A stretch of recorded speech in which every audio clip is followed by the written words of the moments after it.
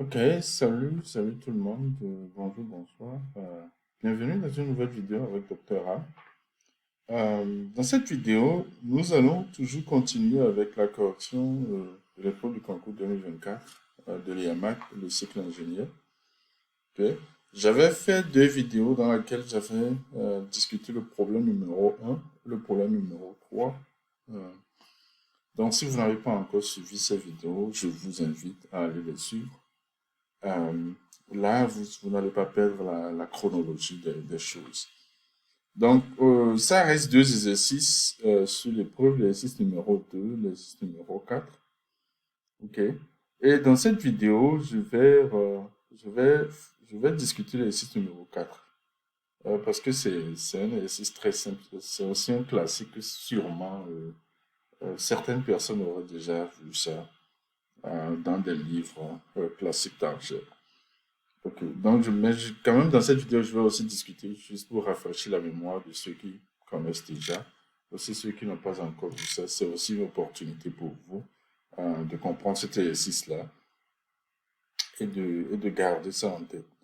Euh, En fait, la technique pour répondre à ce genre de problème. Ok, et puis après, je ferai une dernière vidéo où je vais discuter bien sûr de l'exercice numéro 2. Donc, aujourd'hui, nous allons nous concentrer seulement sur euh, l'exercice numéro 4. OK. Donc, on dit soit E un R espace vectoriel de dimension finie, la dimension est finie, et F est un endomorphisme de E, vérifiant F au cube plus F égale à 0.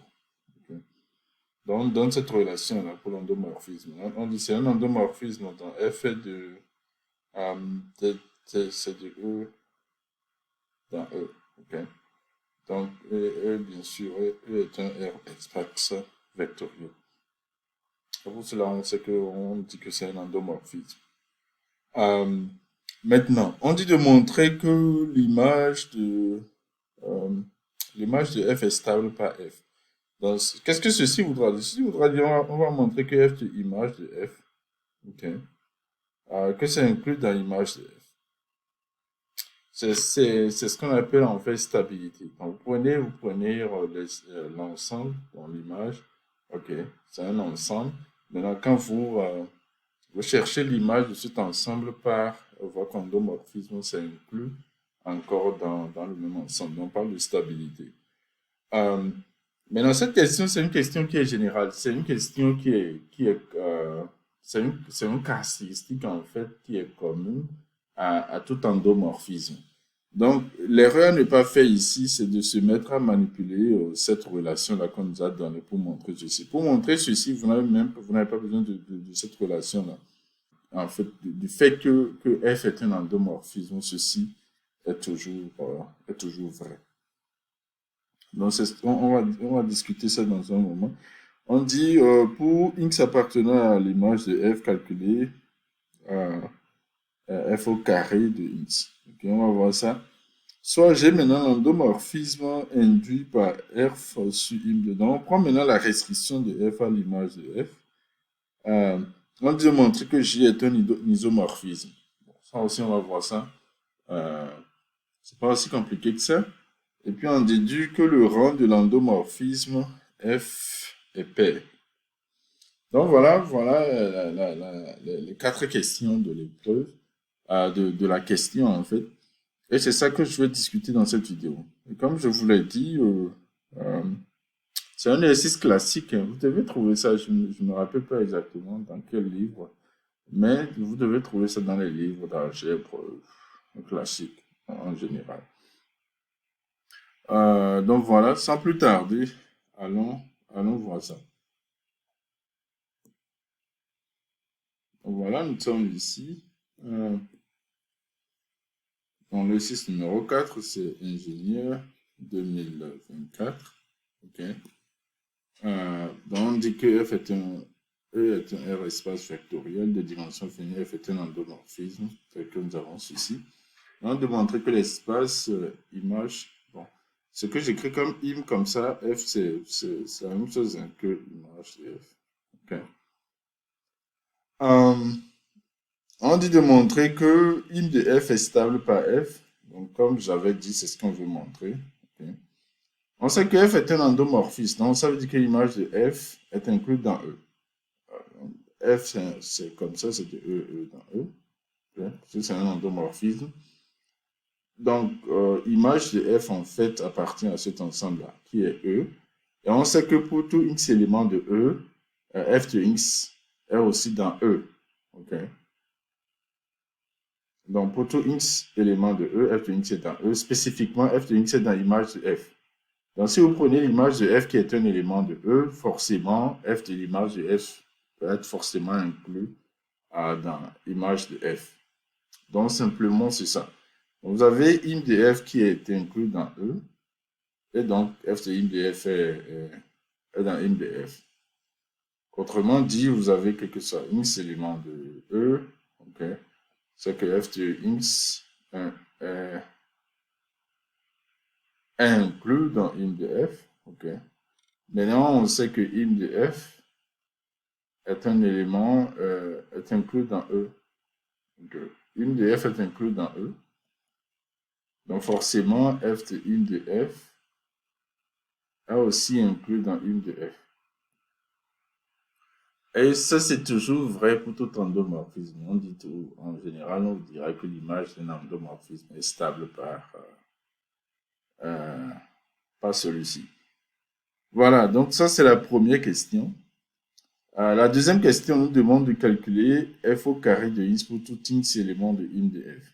Okay. Donc, nous allons prendre un x appartenant à im de f. Qu'est-ce que ça veut dire? Ça veut dire qu'il existe un y élément de E tel que x égale à f de y. Ça, c'est la définition même de l'image de l'endomorphisme. Dans x élément de im de f, ça veut dire que vous pouvez trouver un y tel que x en fait est égal à f de y. Okay. Et qu'est-ce que ceci voudra dire? Donc, on réécrit ceci. Maintenant, on va composer par f. Okay. F au carré plutôt. Donc, si vous mettez f au carré ici, vous mettrez aussi f au carré ici. Donc, f au carré de x, ça fait f au carré de f de y. Ce qui voudra dire que f au carré de x, ça fait f au cube de y. Mais rappelez-vous que f au cube plus f, ça nous donne 0. Ça veut dire qu'en fait, f au cube est égal à moins f. Ceci voudra dire que f au cube de y, ça fait moins f de y.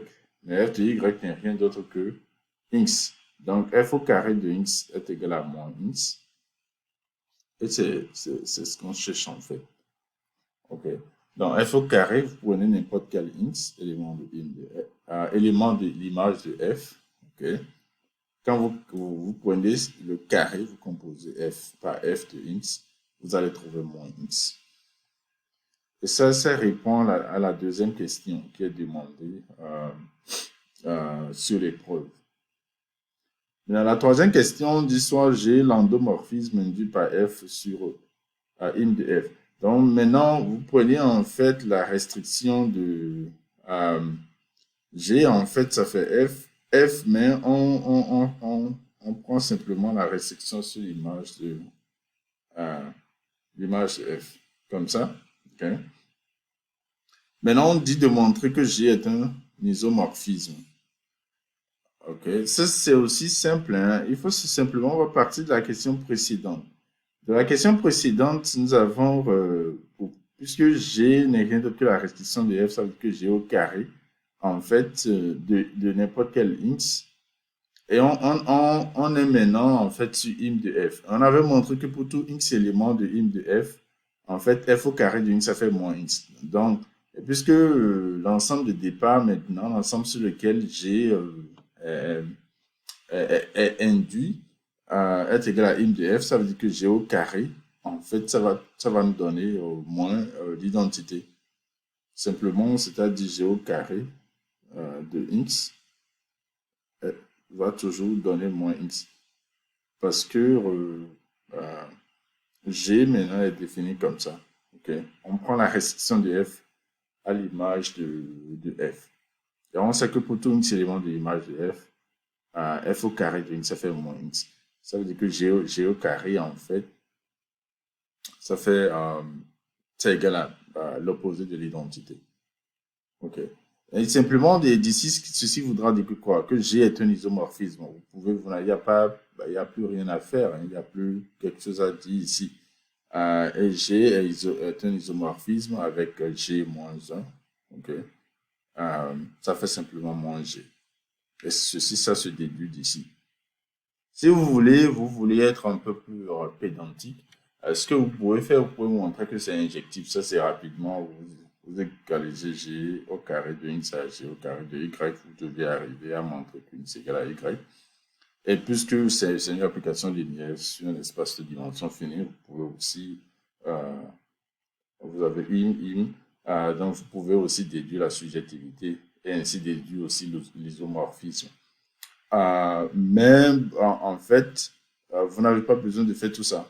C'est déjà clair d'ici, hein, à partir d'ici. La question précédente, et puis du fait que G est la restriction de F sur I de F, ceci se conclut, quoi. Ça se déduit directement. Dans la dernière question, on dit de déduire que le rang de F est un anti-pair. Okay? On a G moins 1 qui fait moins G. Donc ça, c'est une première relation.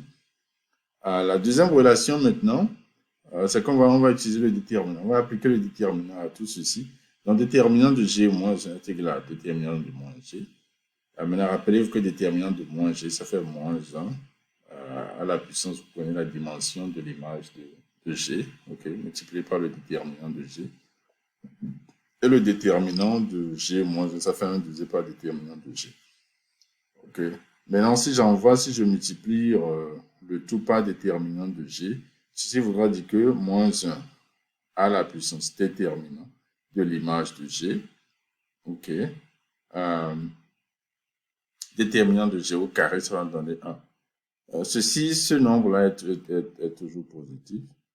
Okay. Ceci voudra dire que moins 1, ce qui est ici maintenant, est aussi positif. Donc, puisque c'est moins 1 à une certaine puissance, ceci voudra dire que la puissance là est égale à 2 fois k. K est un entier. Donc, la puissance est un nombre pair. Okay. Maintenant, la dimension de l'image de G, ce n'est rien d'autre que la dimension de l'image de F. Rappelez-vous que G, c'est la restriction de F à l'image de F. Donc, im de G, ça fait la même chose que im de F. Et la dimension de l'image de F n'est rien d'autre que le rang, en fait, de F. Okay. Donc, le rang de F est pair. Et ça, c'est la fin du problème. Vous allez voir que c'est un problème simple, c'est pas compliqué. En quelques minutes, c'est fait. Hein. La chose à ne pas, l'erreur à ne pas faite ici, c'est surtout la première question. Vous n'avez pas besoin d'utiliser cette relation-là. Ça se montre sans cette relation. Ça se montre parce que c'est vrai parce que vous avez affaire à un endomorphisme et non parce que l'endomorphisme vérifie cette relation. Donc voilà la fin du problème. J'espère que c'est clair pour tout le monde. Si vous avez des questions, n'hésitez pas à me laisser des commentaires. Et je vais en discuter. Merci et à la prochaine fois avec Dr.